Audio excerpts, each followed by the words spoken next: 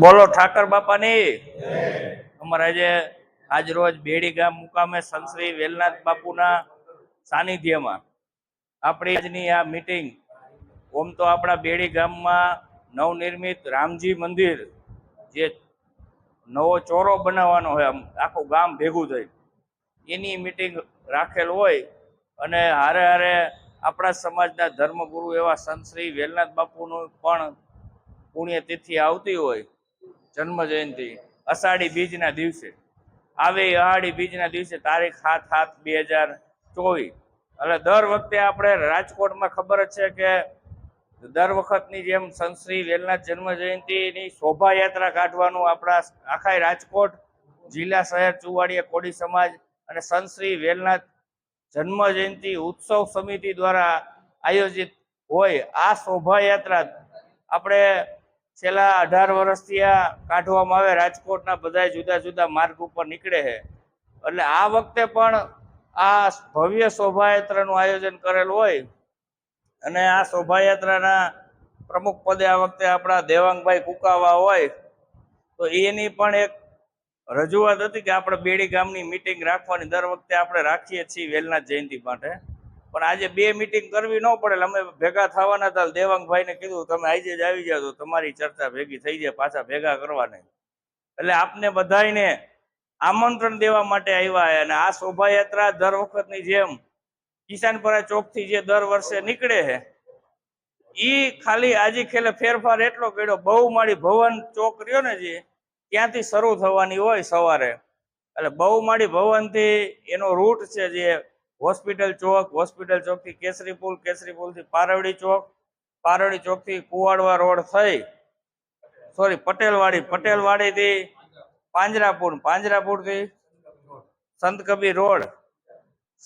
Road થઈ અને પટેલ આપણે પાણીના ઘોડા પાસે જે કોમ્યુનિટી હોલ નવો બન્યો અટલ બિહારી ઓડિટોરિયમ એ હોલ ખાતે પૂર્ણ થઈ છે રેલી શોભાયાત્રા અને ત્યાં પ્રસાદીનું પણ આયોજન રાખેલ હોય એટલે આપણા આખા બેડી ગામના સર્વે સમાજને આમંત્રણ હોય પણ આપણા ચુવાડીયા કોડી સમાજને ધર્મગુરુ હોય એટલે આપણા સમાજના ખાસ લોકો ઘર દીઠ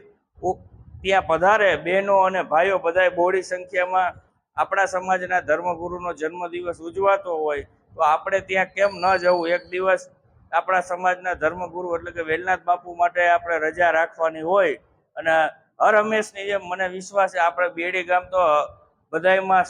સર્વપ્રથમ હોય છે અને આપણી સંખ્યા સૌથી વધુ હોય છે એટલે આ વખતે પણ અમને વિશ્વાસ છે અને તમને પણ અમે વિશ્વાસ આપી કે અમે સૌથી વધુ સંખ્યામાં અહીંથી આવશું ઘર દીઠ લોકો આપણા બધા એક દિવસ બપોર સુધીનો રજા પાડવાની હોય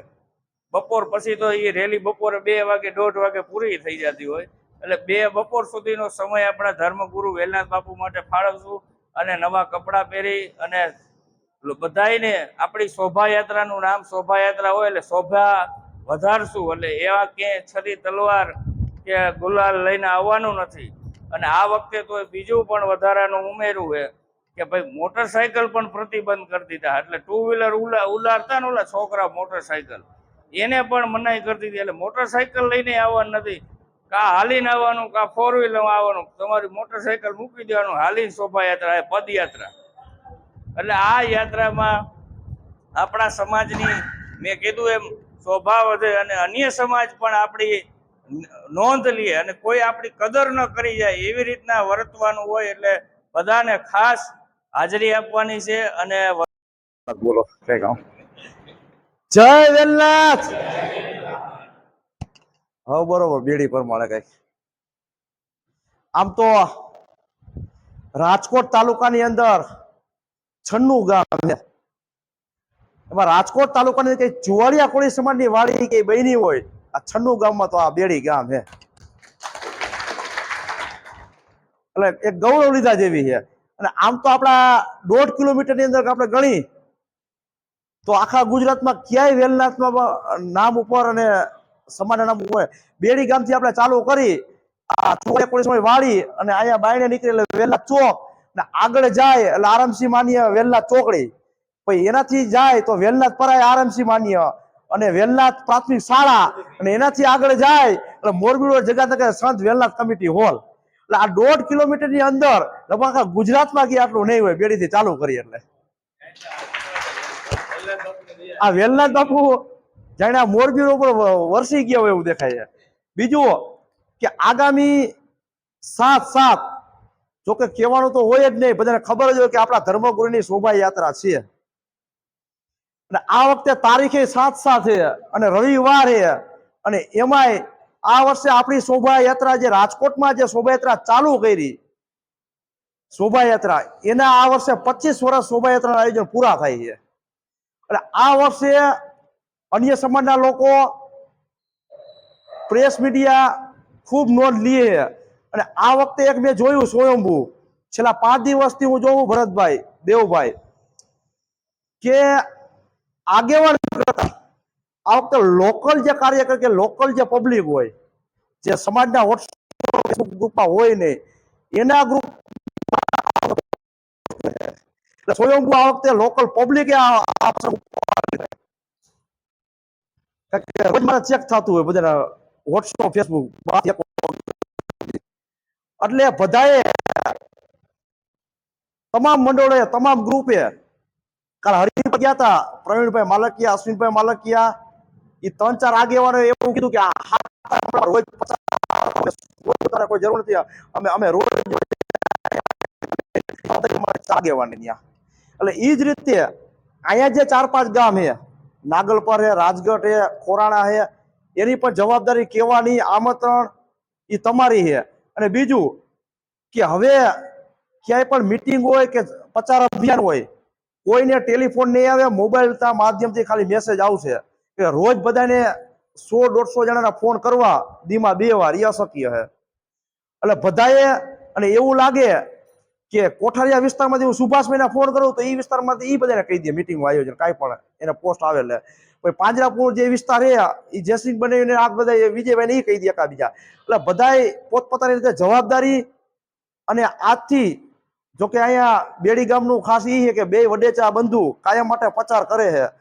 કાલથી તમામ ઇન્સ્ટાગ્રામ હોય સોશિયલ મીડિયા હોય કે વોટ્સઅપ ફેસબુક જે કાંઈ હોય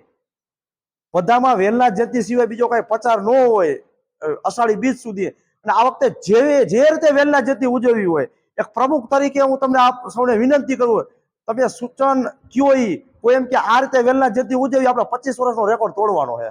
જેમ 2017માં વેલનાથ જયંતિ યાદગાર હતી અને 2022માં હતી યાદગાર. એટલે આ વખતે ભવ્યમાં ભવ્ય શોભાયાત્રા સારી રીતે કેમ થાય અને બહેનો માટે કદાચ વાહનની વ્યવસ્થા કરવી પડે તો છેલ્લી ઘડીએ જે કાંઈ કરવું પડે એ શોભાયાત્રામાં જમણવારથી માંડીને શોભાયાત્રામાં ક્યાંય પણ કચાશ ન રહી જાય એના માટે જે કાંઈ તૈયારી કરવી પડે એ છૂટ છે. એટલે કોઈ પણ વસ્તુમાં કોઈને મૂંઝાવણ નથી. જે કાંઈ કરવું પડે જે વ્યવસ્થિત રીતે એ આપણે શોભાયાત્રાને શોભા વધારવાની છે. અને આ વખતે અન્ય સમાજના લોકો સર્વે સમાજને જોડીને અન્ય સમાજના લોકો આપણી નોંધ લે વિશેષ એના માટે આપણે પ્રયત્ન કરવાના છે. એટલે કાલે હરિપર પારથી પ્રથમ મિટિંગનું આયોજન કર્યું ન્યાય વેલનાથ બાપુનું મંદિર અને અહીંયા વેલનાથ બાપુનું મંદિર એટલે વેલનાથ બાપુના મંદિરથી શરૂઆત થાય છે મિટિંગ એટલે એમાં કંઈક અલગ જ હશે. અને આ વખતે તારીખે રવિવાર 25 વર્ષ પૂરા થાય છે ઝાંસી વાળા પાછા એટલે 2 દેવાન 2 દીપા પાછા અને એમાં છેલ્લે યાદ આવે. અને આ વખતે જાણે 25 વર્ષમાં ક્યારે એવું કઈ ન થયું હોય એવી રીતે આજે વખતે બધું થાય અને એક નવો ઇતિહાસ રચાય 7/7 હમ બધા 7/7 એ રીતે આપણે બધાને હું વિનંતી કરું. આગળની માહિતી 2 વર્ષ જે આપણા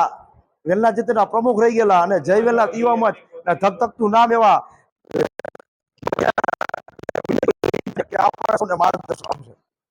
હું કાકા એ વિષય ઉપર એક વાત કરું.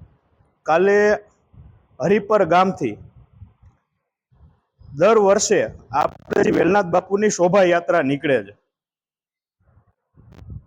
આપણે અત્યાર સુધી પાછલા 2 વર્ષથી આપણે અષાઢી બીજના દિવસે કે જે વેલનાથ બાપુની જન્મ જયંતિ છે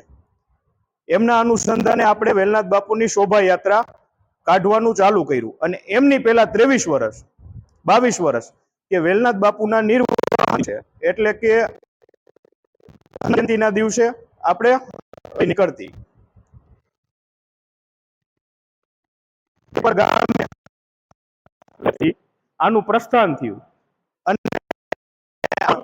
વેલનાથ બાપુના મંદિરેથી આજ બીજો દિવસ છે, બીજો દિવસ છે. એટલે હું માનું હું જ્યાં વેલનાથ બાપુના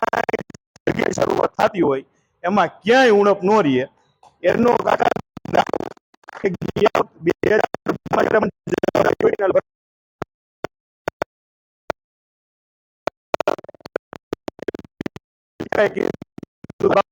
વેલનાથ બાપુ